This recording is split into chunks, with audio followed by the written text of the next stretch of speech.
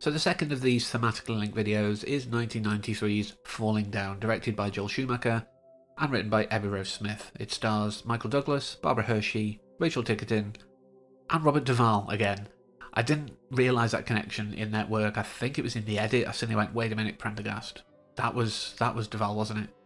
So there's an extra little thread between the two, totally unintentional. Now, I said I saw this first, and the things that I liked about this film are some of the things I'm going to talk about.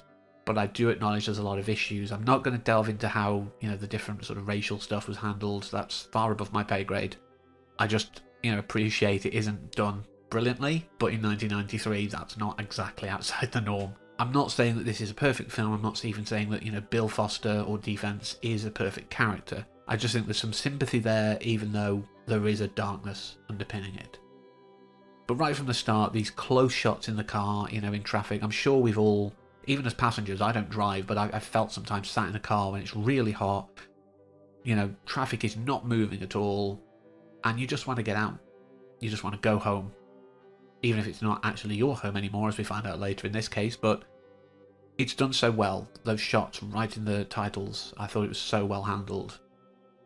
And yeah, he just goes off and starts his journey, attacking Mr. Lee in his store. And this is where the sort of sympathy and the problems clash a little here. We've all been in stores that have ridiculously overpriced stuff, even by whatever the current market price is. And we do sometimes feel like I should just destroy this store because if you're earning that much, you can afford it. But doing what he did, terrorising this poor man and mocking him for trying to speak English and just not having a good grasp on it. We know this is a common thing. And again, this is why I don't really want to go into it too much. It's just this idea that there are people out there who are like, if you're in my country, speak my language. And it's like some languages don't have certain consonant or vowel sounds. If you go to certain countries, you will sound stupid because you can't make certain sounds that they do because that's not what you're used to. It's that same idea. And that's one of the that's one of these things that I do have as a criticism of Bill. But he then moves on, sees the gang members, he's just trying to take a moment, fix his shoe. And his briefcase is being claimed as a toll, and he just goes off. Now, if anyone's ever talked about, if you're ever attacked for, or mugged or anything like that, what you should always do is give them what they want. No possession is worth your life. As we learn later, this briefcase seemingly only has his lunch in. That's it. Which keys us into one of the reveals later on, I think, as well. But why was he so adamant of not giving it to the gang members, who then give him plot armor later in the drive-by?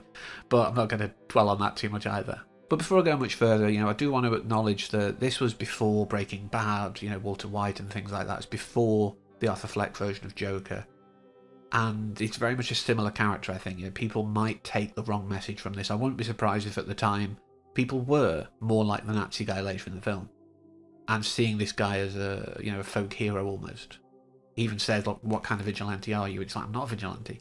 But that's how some people might see a character like this. And yeah, how people have reacted to Walter White and Arthur Fleck, it's very similar and it is quite terrifying. But hopefully not many people did. But I wouldn't be surprised. That's all I'm saying. This is not a character to really idolise. You can sympathise with him, but he's not a hero by any stretch. And I think that is very much cemented when his ex-wife, Beth, is terrified. She calls the police, and sadly this is still something that happens to this day. The fear of violence is not taken seriously. It's gotten better, I will acknowledge, but it's still not anywhere near what it should be. If you're in fear for your life and your safety, and that of your child, you should be taken seriously. Now, I know later on they talk about the bill that passed that defunded part of the police, and I know the ACAB thing exists now. But that's not an excuse. If you're there at someone's house and they're saying, I'm terrified, you do everything you can to make them feel less terrified, and I think the police didn't do that with Beth. So of course we catch up with Bill, and he's got this grifter, and I'm sure a lot of us would love to do the same kind of thing of going like, prove it. They're like, oh, my car's broken down, I just need some money to pay for a phone call, prove it, show me your driver's license. I love that, and so many people would probably, like I say, love to do the same thing, but we just get scared of being attacked. But Bill is not a man who's scared of being attacked, and this is where we have the reveal that his briefcase is pretty much empty. But he makes his way to Whammy Burger, and My note says it's very interesting that Brett Hinckley is still a manager later on. I mean, it's in Buffy, in Double Meat Palace, but this is very much the same kind of character model in some ways. And this whole section of the film is where I think there's some levity. As much as it's terrifying, you know, someone holding an automatic weapon in a fast food joint, you know, not as he's aware, directly threatening any of the people in the building, but obviously for them, it is. He's threatening them, their life, they do feel in danger. But we have Sheila just, you know, coming on to him, flirting with him. She holds out the box when he's like, no, I want you to do it, Rick. She just literally holds out the box with the burger in for him. I love this film for that. With all of the awful stuff that Bill's going through and that he does, it still gives us moments that we can kind of laugh. And it's in that should I be laughing way. But I think switching now to Duvall, you know, we've talked a little bit about him at the start, but he's so good here as Prendergast. He's a very understanding husband to his wife. You know, she's obviously got issues around anxiety with his job. She's terrified, and that's half the reason that, you know, they're going to leave, go to Arizona. But he shows here, and obviously this is the writing as much as anything, but he shows here the idea that cops never really retire. You have a random robbery, you have a gang drive-by, you have all these different stories that are coming out, and he's like, wait, this could be the same thing, linking back to when he was on his way in and stuck in traffic and having to move the car out. Even that, all of this has set this story in his mind. His detective mind has ticked over. And even on his last day, he's making these connections. But one of the things I didn't like about how he and his wife are treated is the phone calls. You may be aware of diegetic and non-diegetic sound in films. It's something a lot of people talk about who talk about movies. But the idea is if it's diegetic, it's in the scene, so people in the film can hear it. If it's non-diegetic, it's external, so a lot of score and some source music, you know, sort of actual songs will function like this. I think Brassic's done it quite well, because I've been watching that recently, where it might start as non-diegetic, so it's for us, the audience, but then you'll hear the, you know, processing that they've done to make it sound like it's on a radio in the scene. I like that. Here, the big issue I have with diegetic and non-diegetic sound are the phone calls. None of the phone calls are treated, as I call it. So when, say, you know, you've got Prendergast talking to his wife, you can see him, he should be clear.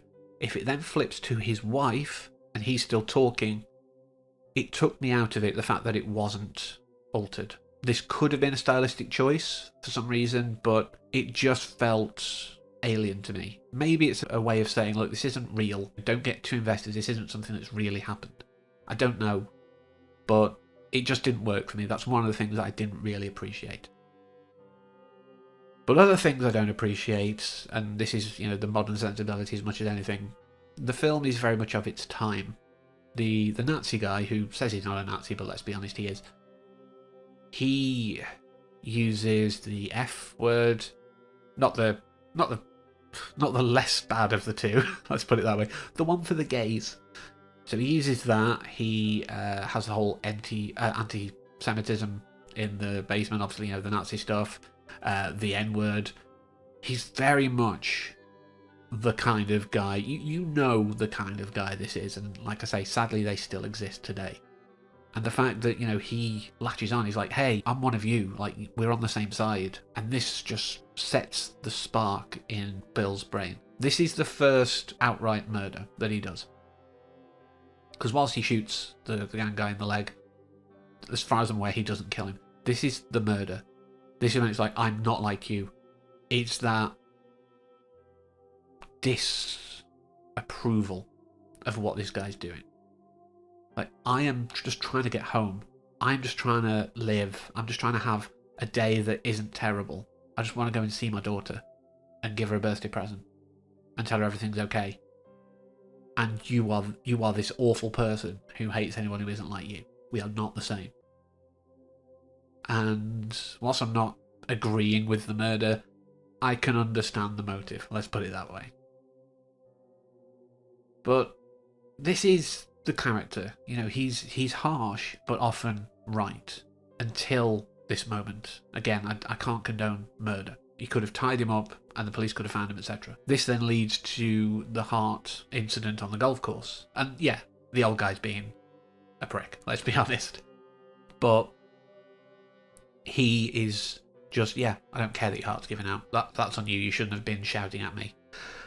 And again, half of me agrees with him, because he's saying this golf course should be a park. There should be families playing. It shouldn't just be an area for old white dudes with too much money and not any fashion sense.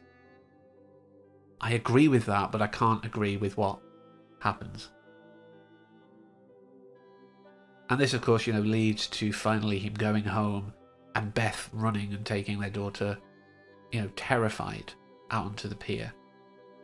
And this is one where once he's sat in the home, you see the video, you see bits of the old Bill. This anger in him has always been there. This is what Beth was getting away from. This is what Beth was protecting their child from. If he doesn't get his own way, he goes off. There are people like that, and it can be hard to live with them. And if they don't really change, if they don't improve, you need to do what's best and get out of the situation. I'm not saying that people can't improve. I hate that rhetoric. People can if they want to. But if you are definitely, or you have a good idea that they're not ever going to change, then you run. And you put whatever steps in place you need to protect yourself and your family around you. But we see that on the video. Then he finds them on the pier, and I was debating about using this word, because I know that it's, community guidelines and things like that, and people just don't like to use the word anymore. But I'm doing a counselling course, and we're taught to use the word for death and things like that, and I think this follows that same mould. So there are people out there who life hands them really bad cards and they can't deal with it, but they don't have the courage, and I do think that's the right word, to end things themselves. They need assistance with it. Bill is definitely in that mould. The whole idea of suicide by cop. That's the phrase. That's what happens here. He's not got a real weapon in his pocket. It's the water gun. And when he's shot, he does have that joke of, "I got you," because he still sprayed him. Prendergast has still a good cop underneath it all. Did the right thing, absolutely. As far as he was concerned, there was a real present threat there. Even if he knew that it was likely what it was, he still had to make sure that he did what he could. So I don't feel that he's anything wrong here. And I think there is an element of, my little girl can get the insurance here in it as well. He's clearly prepared. He's clearly thought this out. This is something that maybe was in the back of his mind. And the day going the way it has, he's just gone, oh, this is it. And yeah, this is, like I say, it's one of those that affected me in a lot of ways. I really do sympathise in a lot of what happens to him. This is a man who struggles to control his emotions, struggles to control himself in a world that just keeps pushing and pushing and pushing. And he just can't anymore. I don't agree with what he does, but I can understand the reasoning.